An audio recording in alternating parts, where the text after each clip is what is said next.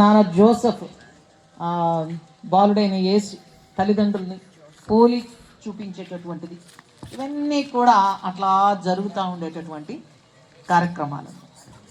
ఇంతకీ ఏంటి క్రిస్మస్ అంటే? క్రిస్మస్ అనగా ఇచ్చుట అని అర్థం. ఎప్పుడు ఇస్తాం? ఇష్టమైన వాళ్ళకి గిఫ్ట్ ఇస్తాం. మరి ఇష్టమైనటువంటి యెహోవా దేవుడు, తండ్రి కుమార పరిశుద్ధాత్మ దేవుడు ఏం చేశాడు? తన ఇష్టమైనటువంటి ఒకే ఒక్క బిడ్డని ఈ యొక్క భూలోకానికి పంపించాడు. ఆ పంపించిన రోజే తన పరిశుద్ధాత్మ ద్వారా, గుర్తుపెట్టుకోవాలి, ఆమె గర్భవతి అయి కుమారుని కను. అది ముందు ఎవరికి చెప్పాల్సి వచ్చింది? ఎక్కడో ఉన్నటువంటి విద్య లేని పామరులైనటువంటి పశువుల కాపరులకు తెలుసు. ఒక దూత ప్రత్యక్షమైంది, నేడు రక్షకుడు మీ కొరకు పుట్టి ఉన్నాడు, ఈయనే ప్రభు అయిన యేసుక్రీస్తు. మరి ఏంటి వర్తమానం అంతా తీసుకొచ్చింది అంటే ఏంటి? వర్తమానం అంటే ఒక మాట అన్నమాట, ఒక శుభవార్త. అందరికీ కలుగబోవు శుభవర్తమానాన్ని తెలియచేస్తున్నాను అని చెప్తుంది దూత. ఏంటి అదంతా అంటే, దేవుడు నరావతారిగా ఈ యొక్క భూలోకానికి రావడం జరిగిన రోజు క్రిస్మస్. ఏం చేశాడు? సర్వలోక మానవాళి పాప ప్రక్షాళన నిమిత్తం ఆయన తన యొక్క పవిత్రమైనటువంటి రక్తాన్ని చిందించాడు. 33.5 సంవత్సరం కూడా పవిత్రంగా జీవించి అతని యొక్క ప్రాణాన్ని శిలువ యాగం చేయటం జరిగింది. ఏంటి దాని అర్థం? ఏంటి అంటే కంపల్సరీగా శిలువ యాగం జరగాలనా? ఆ శిలువ మీద కూడా ఆయన చెప్పినటువంటి ఒకే ఒక్క మాట ఏంటి అంటే, వీరేమి చేయుచున్నారో 7 మాటలు పలికారు. 7 మాటల్లో మనకి ముఖ్యమైనటువంటి మాట కూడా ఏంటి అంటే, వీరేమి చేయుచున్నారో వీరెరుగరు కనుక వీరిని క్షమించుము అంట. క్షమాపణ గుణం అనేటటువంటిది లేకపోతే మనిషి మనుగడే భూమి మీద లేదు.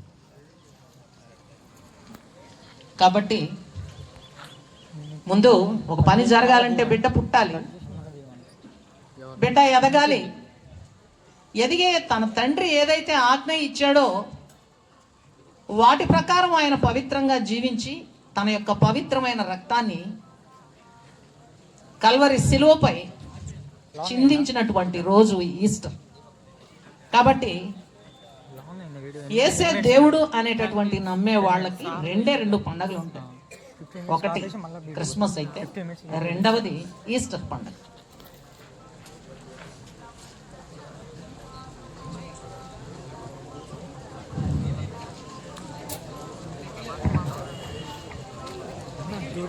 ఫోన్ వచ్చింది, వీడియో కట్ చేసి ఫోన్ కట్ చేసి. సో ఒక విశిష్ట అతిథి ఈ యొక్క ప్రోగ్రాంకి ఇచ్చేశారు. వారి యొక్క మాటల్లో వారు ఏ బ్యాచ్, వారి పేరేంటి, వారు ఇప్పుడు ఏం చేస్తూ ఉన్నారు, వారు ఏం గ్రూప్ తీసుకున్నారు కాలేజీలో, ఎటువంటి ఉన్నతమైనటువంటి స్థితికి వెళ్ళి ఈరోజు ఒక అతిథిగా మన కాలేజీకి రావటం ఎంతైనా. గోల్డెన్ జూబ్లీకి వచ్చారు, కానీ ప్రత్యేకంగా ఒక చిన్న పని మీద ఇక్కడికి వచ్చారు. మిమ్మల్ని ఒకసారి కలిసి వెళ్దామని, ఈ సెమీ క్రిస్మస్ విషెస్ కూడా మీకు చెప్దామని వచ్చారు.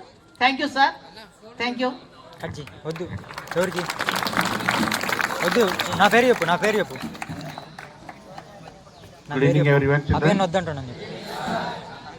మోస్ట్ రెస్పెక్టెడ్ ప్రిన్సిపల్ గారు, అట్లాగే అదర్ ఫ్యాకల్టీ మెంబర్స్, స్టాఫ్ అందరికీ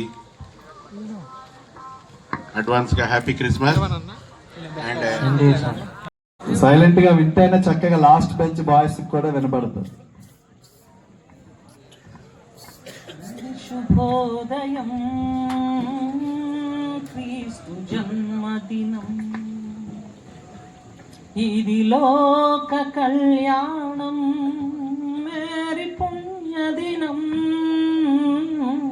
మేరీ పుణ్యదినం, ఇది శుభోదయం, క్రీస్తు జన్మదినం, ఇది లోక కళ్యాణం, మేరీ పుణ్యదినం, మేరీ పుణ్య రాజుల నేలేరా రాజు వెలసెను పశువుల పాకలు, పాపుల పాలిట రక్షకుడు నవ్వెను తల్లి కౌగిలిలో. భయము లేదు మనకిలలో, జయము జయము జయమహో ఇది శుభోదయం, క్రీస్తు జన్మదినం. ఇది లోక కళ్యాణం, మేరీ పుణ్యదినం,